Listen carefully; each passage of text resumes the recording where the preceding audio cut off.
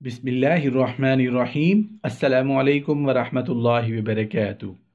हम बिस्तरी के बाद शर्मगाह से मनी टपकने लगे तो एक क्वेश्चन आया जी कि मेरी बीवी हम बिस्तरी के बाद गुस्ल करती है और गुस्ल के बाद उसकी शर्मगाह से मेरी मनी टपक पड़ती है, तो उसके लिए क्या अहकाम है?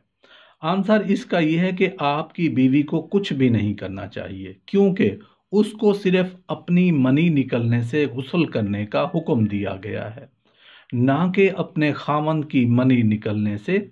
और फिर ये कि उसके खामन की मनी जो उस औरत से खारिज हो रही है वो पेशाब के रास्ते से नहीं निकल रही, वो कहे कि यकीनन वो सबीलीन है, यानी अगली और पिछली शर्मगाह से निकली है, लिहाजा नाके से वुजू होगी। चूंकि वो पेशाब और पखाने के दो रास्तों से नहीं निकली, इसलिए उस औरत पर ना गुस्ल करना वाजिब है और ना वुजू करना। लेकिन ये उस सूरत में है, ये ज़रा इम्पोर्टेंट पॉइंट है, लेकिन ये उस सूरत में है कि जब उससे खारिज होने वाली मनी उसके खामन की हो, यानी ये कन्फर्म हो कि ये जो मनी खारिज हो रही है उसके खामन की है। और अगर उससे निकलने वाली मनी उसकी अपनी है तो फिर उसके लिए ज़रूरी है कि वो गुस्ल जनाबत करे।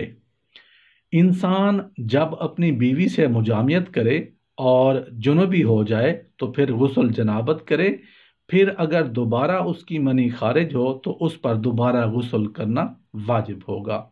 यही इमाम अहमद, इमाम शाफी और अहले ज़ाहिर रहमतुल्लाह अलैह का मज़हब है, क्योंकि सही मुस्लिम में अबू सईद खुदरी रज़ी अल्लाहु अन्हु के वास्ते से नबी करीम सल्लल्लाहु अलैहि वसल्लम का ये फरमान मौजूद है कि मनी निकलने से गुस्ल वाजिब हो जाता है। इस मसला में इमाम अबू हनीफा रहमतुल्लाह अलैह ने पेशाब करने से पहले और बाद में निकलने वाली मनी के दरमियान फ़र्क किया है।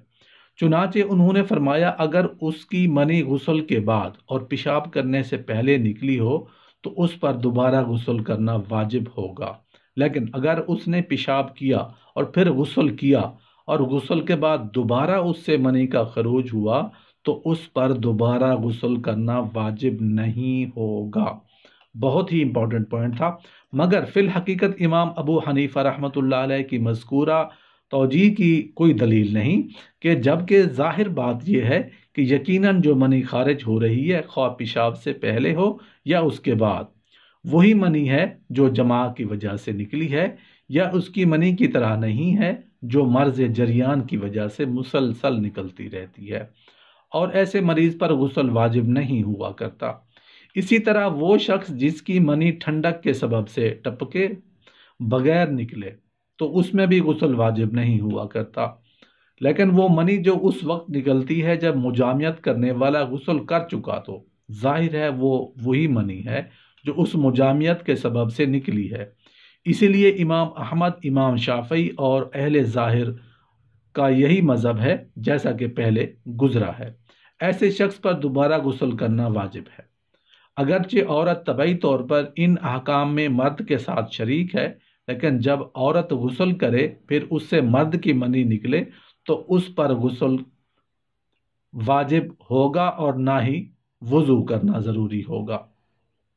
और जहाँ तक गुस्ल करने का ताल्लुक है तो औरत को अपनी मनी के खारिज होने से गुस्ल करने का हुक्म है, ना कि अपने खामन की मनी खारिज होने से, जो मुजामियत की वजह से औरत की शर्मगाह से निकल रही है।